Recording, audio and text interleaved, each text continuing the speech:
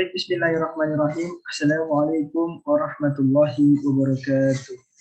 Alhamdulillahi rabbil alamin. Wahdahu wassalatu wassalamu ala ashrafil anbiya'i wal mursalin wa ala alihi wa sahbihi ajma'in. Amma ba'd. Yang pertama-tama dan yang paling utama, maka kita panjatkan puji serta syukur kita atas hadirat Allah Subhanahu wa taala, yang mana atas karunia lah kita dapat diberikan nikmat, yaitu yang paling penting dan paling utama dapat ibadah Islam. Tak lupa selamat dan salam bersama-sama kita hadiahkan ke junjungan kita Nabi besar Muhammad sallallahu alaihi wasallam dengan lafaz Allahumma shalli ala sayyidina Muhammad wa ala ali sayyidina Muhammad, yang mana syafaat yang kita harapkan di akhirat nanti. Amin amin ya rabbal alamin.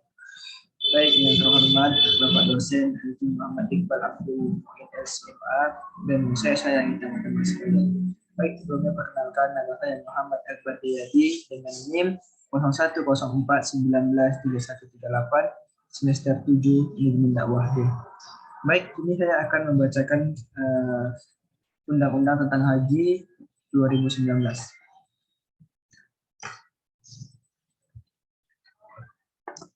Baik, Undang-Undang Republik Indonesia Nomor 8 Tahun 2019 tentang pelayanan haji dan umroh, Undang-Undang Nomor 8 Tahun 2019 tentang penyelenggaraan ibadah haji dan umroh ini memiliki 132 pasal yang terbagi dalam 14 bab yang tersusun sebagai berikut. Bab 1, ketentuan umum terdiri dari pasal 1 hingga pasal 3. Bab 2, jemaah haji terdiri dari pasal 4 hingga pasal 9. Bab 3, penyelenggaraan ibadah haji reguler terdiri dari pasal 10 hingga pasal 43.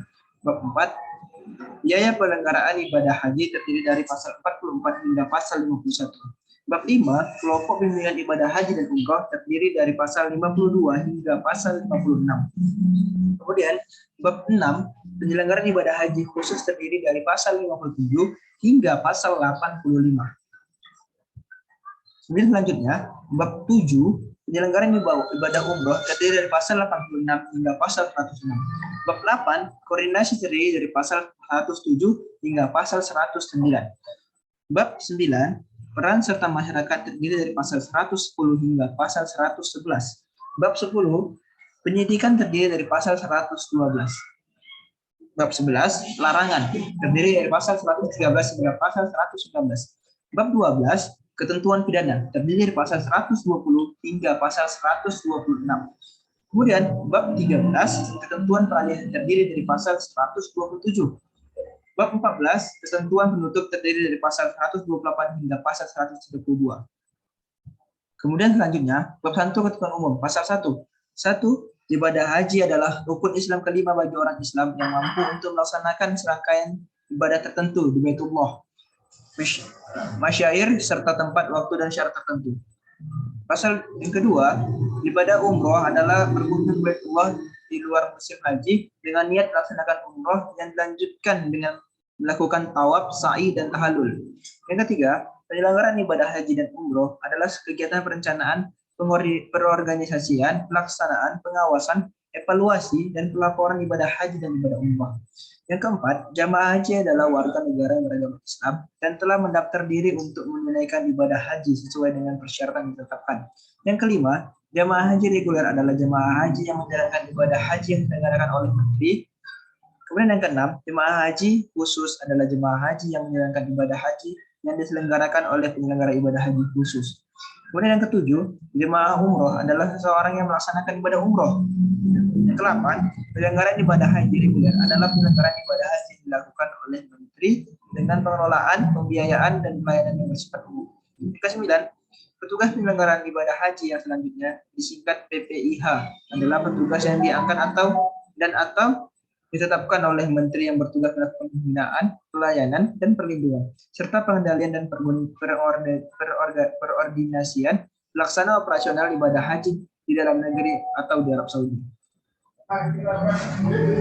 Nah, selanjutnya yang ke-10, penyelenggaraan ibadah haji khusus adalah penyelenggaraan ibadah haji yang dilaksanakan penyelenggara ibadah haji khusus dengan pengelolaan pembiayaan dan pelayanan yang bersifat pribadi. Penyelenggara ibadah haji khusus yang selanjutnya disingkat PIHK adalah badan hukum yang dari menteri untuk melaksanakan ibadah haji khusus. Yang ke-12, biaya perjalanan ibadah haji yang selanjutnya disebut BIB adalah sejumlah uang yang harus dibayarkan warga negara yang akan menunaikan ibadah haji. Ke-13, biaya penyelenggaraan ibadah haji tingkat BPIH adalah sejumlah dana yang digunakan untuk operasional penyelenggaraan ibadah haji. Yang ke-14, nilai manfaat adalah dana yang diperoleh dari hasil pengembangan keuangan haji yang dilakukan melalui penempatan dan atau investasi. Yang ke-15, dana aliensi adalah dana yang diperoleh dari hasil efisiensi biaya operasional penyelenggaraan ibadah haji. Yang ke-16, biaya perjalanan ibadah haji khusus yang selanjutnya disebut BP khusus adalah sejumlah uang yang harus dibayar oleh jemaah haji yang akan menunaikan ibadah haji khusus. 17, bank menerima setoran biaya perjalanan ibadah haji yang disingkat BPSBP adalah bank umum syariah dan atau unit usaha syariah yang ditunjuk oleh Badan Pengelola Keuangan Haji. Ke-18, setoran jemaah adalah sejumlah uang yang diserahkan oleh jemaah haji melalui BPA BP. Ke-19, penyelenggaraan perjalanan ibadah umroh yang selanjutnya disingkat PPIU adalah Biro Perjalanan Wisata yang memiliki izin dari Menteri untuk menyelenggarakan perjalanan ibadah umroh. 20, kelompok pimpinan ibadah haji dan umroh selanjutnya disingkat KBHU adalah kelompok yang menyelenggarakan pimpinan ibadah haji dan ibadah umroh yang telah mendapatkan izin dari Menteri.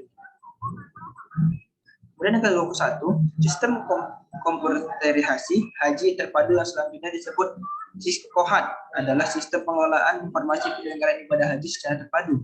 Yang ke-22, kelompok terbang yang selanjutnya disebut kloter adalah pengelompokan rombongan jemaah haji berdasarkan jadwal keberangkatan menerbangkan Arab Saudi. Ke-23, Dewan Perwakilan Rakyat Republik Indonesia yang selanjutnya disingkat DPR RI adalah Dewan Perwakilan Rakyat sebagaimana dimaksud dalam Undang-Undang Dasar Negara Republik Indonesia tahun 1945. Yang ke-24, pemerintah pusat yang selanjutnya disebut pemerintah adalah Presiden Republik Indonesia yang memegang kekuasaan pemerintahan negara Republik Indonesia yang dibantu oleh Wakil Presiden dan Menteri sebagaimana dimaksud dalam Undang-Undang Dasar Negara Republik Indonesia tahun 1945. Yang ke-25, pemerintah daerah adalah kepala daerah sebagai unsur penyelenggara pemerintah daerah yang memimpin pelaksanaan urusan pemerintahan yang menjadi kewenangan daerah otonom. Ke-26, menteri adalah menteri yang menyelenggarakan urusan pemerintahan di bidang agama. Yang ke-27, hari adalah hari kerja. Yang ke-28, setiap orang adalah orang perseorangan dan atau badan hukum. Kemudian pasal 2, penyelenggaraan ibadah haji dan umroh berdasarkan yang pertama, syariat, amanah, keadilan, kemaslahatan, kemanfaatan, keselamatan, keamanan, profesionalitas, transparansi, dan akuntabilitas. Pasal 3, penyelenggaraan ibadah haji dan umroh bertujuan A. Memberikan pembinaan, pelayanan, dan perlindungan bagi jemaah haji dan umroh sehingga dapat menunaikan ibadahnya sesuai dengan syariat, dan yang B. mewujudkan kemandirian dan ketahanan dalam penyelenggaraan ibadah haji dan umroh. Sekian yang dapat saya sampaikan. Saya mohon maaf. Wassalamualaikum warahmatullahi wabarakatuh. Waalaikumsalam.